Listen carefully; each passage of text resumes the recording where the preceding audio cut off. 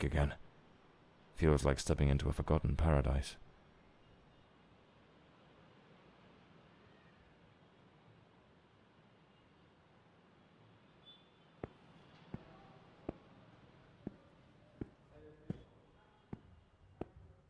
Everything's got that same old charm, and yet feels oddly new.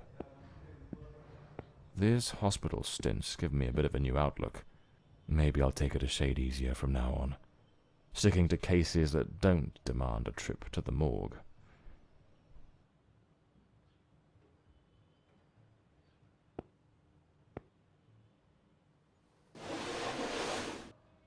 Here they are, Penny's keys, just like it says in her note.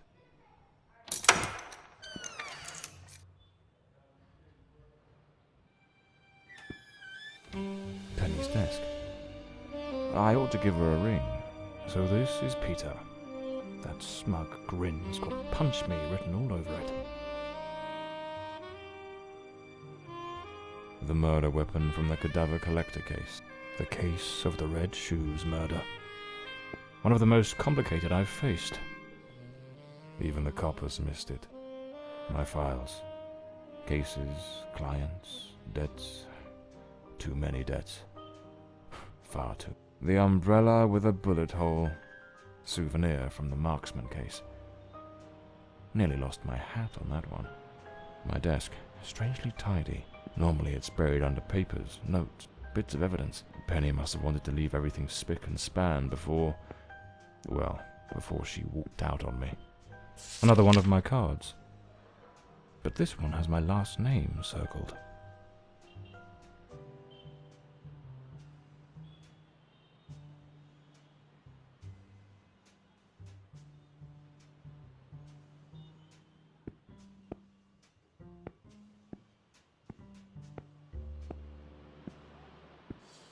The drawer. It's locked. But there doesn't seem to be a keyhole.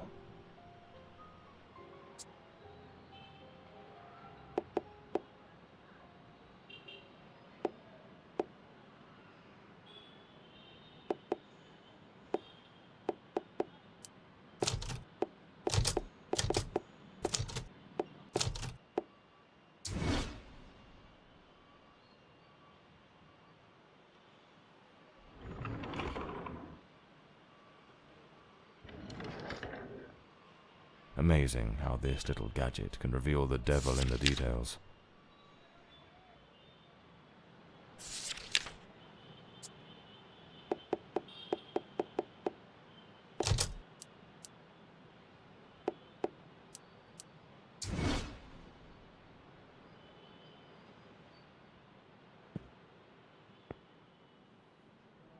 This one's a favorite. The jealous lover solved everything with a few blows from an ashtray. This case is worth its weight in gold. Everything you need for a portable lab.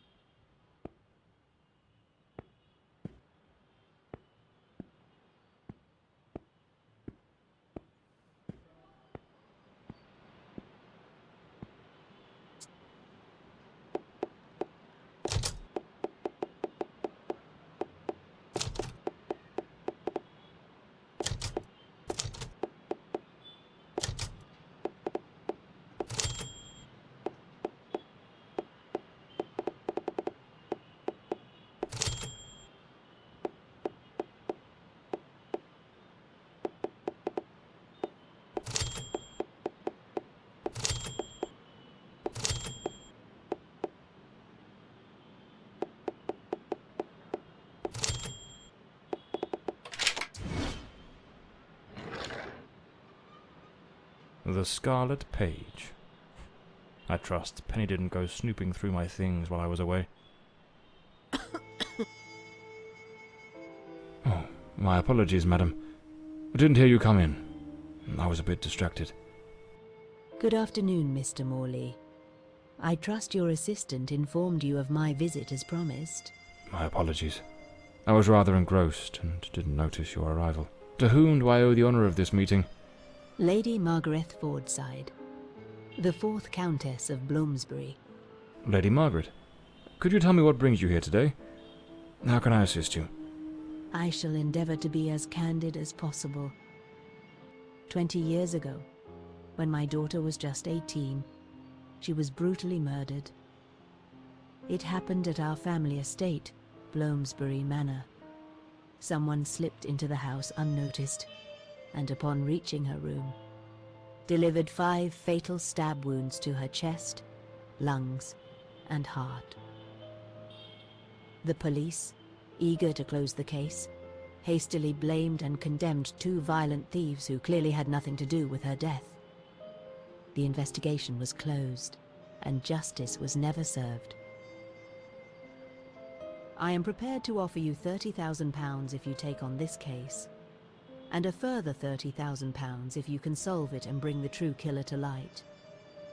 Tell me, Mr. Morley, will you accept this case? I understand your distress, Lady Fordside. But before I commit to anything, might I trouble you with a few questions? By all means, Mr. Morley. Ask whatever you must.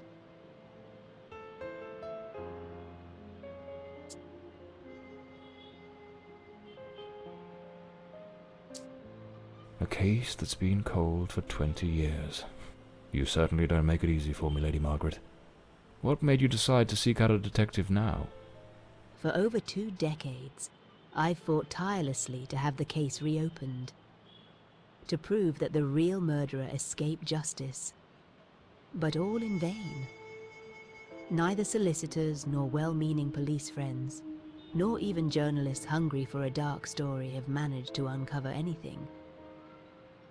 Then one day, I read about your success in solving the case of the Red Shoes killer. Regrettably, I also learned of the unfortunate incident that left you hospitalized with grievous injuries. On the advice of your secretary, Miss Penny, I waited patiently for your recovery. And now, here I am.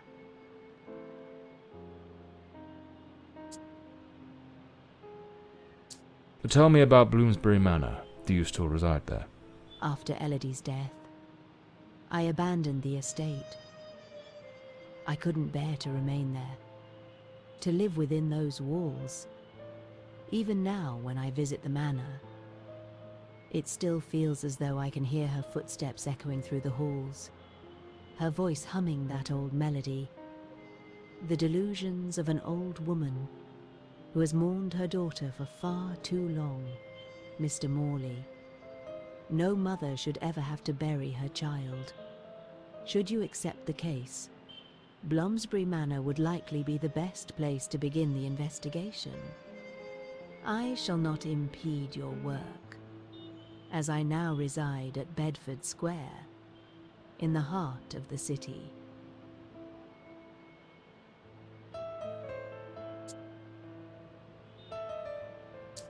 Tell me about the men the police arrested. Why are you so certain they weren't guilty?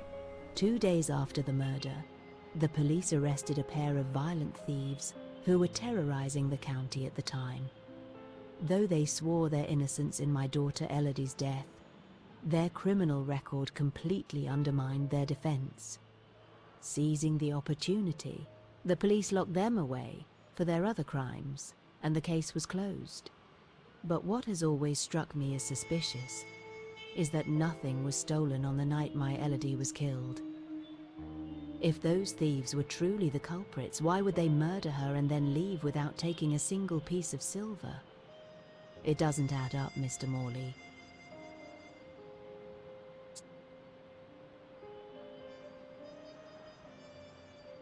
Tell me, were there any witnesses? Did anyone see or hear anything? It happened at midnight. The house was practically empty at the time, with only a few servants and a guest who was sleeping in the west wing. I was the only one who might have heard something, as my room was next to hers.